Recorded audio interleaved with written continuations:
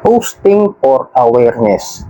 Isa sa mga captions na ginagawa ng mga online loan app agent na nagpo-post sa social media doon sa mga hindi nakapagbayad ng utang sa kanilang lending app.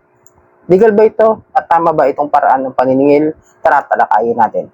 Pero bago ang lahat, ay maglalambing po muna ako sa inyo na pakisuportahan po ang aking mga social media account, ang Facebook, TikTok at ang aking YouTube channel.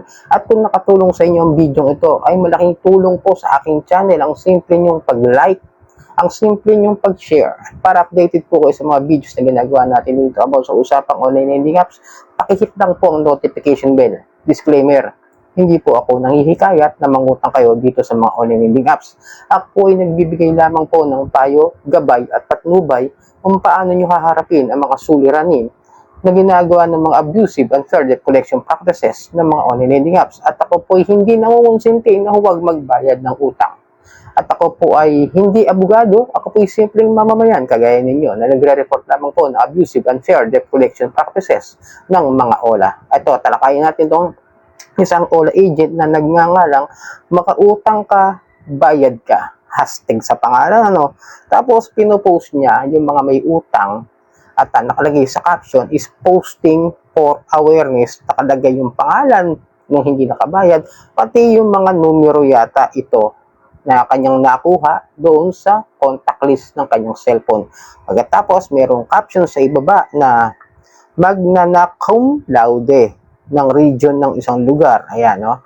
Kung saan siya, sa Pangasinan, at ang kanyang pinaroroonan. Ayon doon sa nag-post na all agent, no? Tatanungin niyo ako kung online lending app agent yan. Hindi po natin alam at hindi po yan basta-basta magsasabi. Pero familiar sa akin yung ganito klase na posting na may mga number sa mukha, sa picture, okay? At yan, may mga hawak na ID ang mga yan, okay? Malinawin ko yan. Medyo familiar siya sa akin. Medyo nakaranas na ako ng ganyang email na may mga number sa akin. Parang familiar kung anong online lending app siya, okay?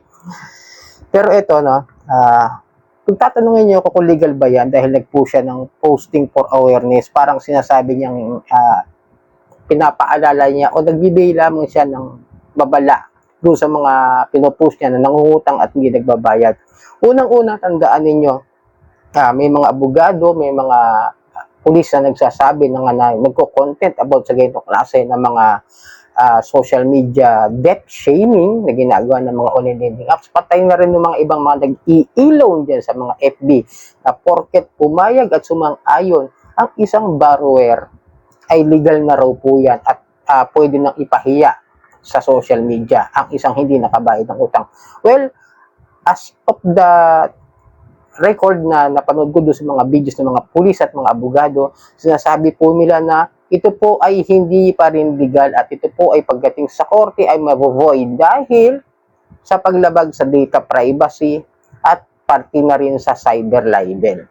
Sinabi niya kasi posting for awareness, di ba? Para lang daw magbigay ng paalala at babala na huwag pauutangin yung mga ganitong klase ng mga tao na mahilig mangutang at hindi nagbabayad.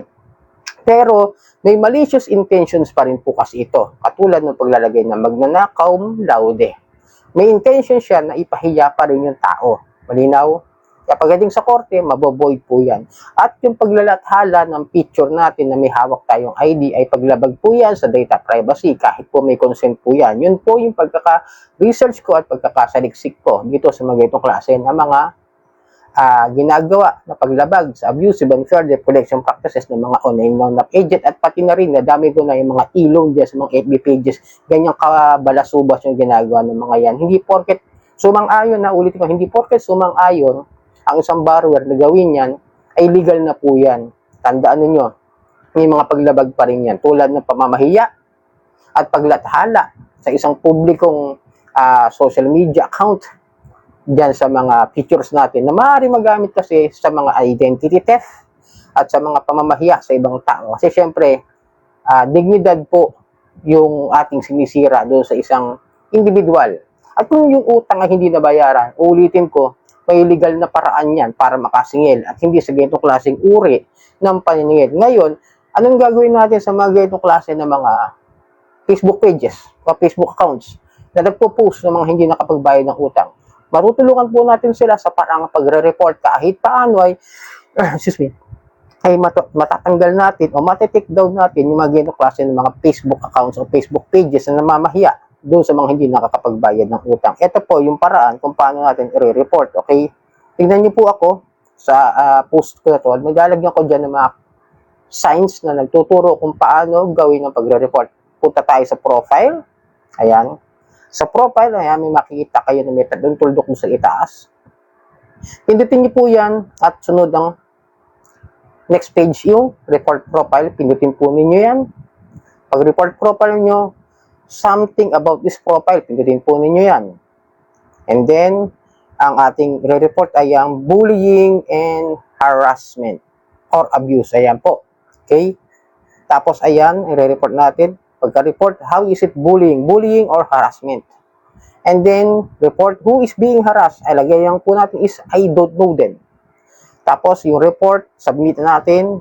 And then next, and then done. Yun po yung paraan para ma-take down natin yung mga ganitong klase ng mga pamamahiya sa social media, lalong-lalo na sa mga Facebook pages. Kaya nga lagi kong paalala sa inyo mga kadyani na mag-isip, pag-aralan maigi bago nyo pasukin utangan ang mga online loan app na yan. Kasi kung yung mga online loan app nyo ay maraming issue, maraming complaint, maraming reklamo, mas mabuting iwasan. Kasi kaysa sanayin natin yung ating mga sarili na uutang muna tayo bago natin alamin kung legit ba yan o hindi, o kung marami na ba yung issue o hindi, eh baka maging mas problema in the future. Kaya nga sabi ko sa inyo, di ba, lagi ko pinapalala, hindi ko kayo hikayat mangutang dito sa mga online apps. But still, may mga online loan app dyan na nasubukan ko talaga na in the past few years, wala talaga akong nag-aranasang harassment at yung interest, sabihin natin na medyo may makataasan na sinasabi nila, pero pwede naman nilang gawan ng paraan if we just communicate onto them para ma-waive yung mga penalties at yung mga charges. Sa pagkakaalam ko, mayroong mga ganyan. Pero itong mga ganitong klase ng mga balasubas ng mga online lending app agent na talagang walang alam sa paniningil at tamang proseso ng pagkolekta ng pautang nila, eh papahiya ka niya sa social media. Kukontakin ng mga hindi mo naman phone contacts. Guguluhin ang iyong buhay, guguluhin ang iyong pamilya, pati na rin yung mga trabaho mo. Kaya nga, nauuso na rin yung mga pag-i-email nila sa mga companies na pinapasukan natin. You know? Pati yun. Tapos idadamay nila yung mga katrabaho natin. Siyempre, masisira yung ating araw-araw na sistema at cycle ng buhay sa pang-araw-araw. Kaya nga, lagi kong pinapaalala, uulitin ko, mas mabuting iwasan kaysa maging problema sa kinabukasan. Itong mga online lending app na patuloy na dumadami, registered man o hindi, ay patuloy na kumakalat sa mga social media, sa Play Store, sa App Store, sa websites. Maging matalino bago kayo umutang. Tandaan ninyo, prevention is better than cure. Sana nakatulong ang video ito. Muli, maglalambing ako na pakisuportahan po ang aking mga social media ko. At Facebook, TikTok at ang aking YouTube. Marami pong salamat sa ulitin.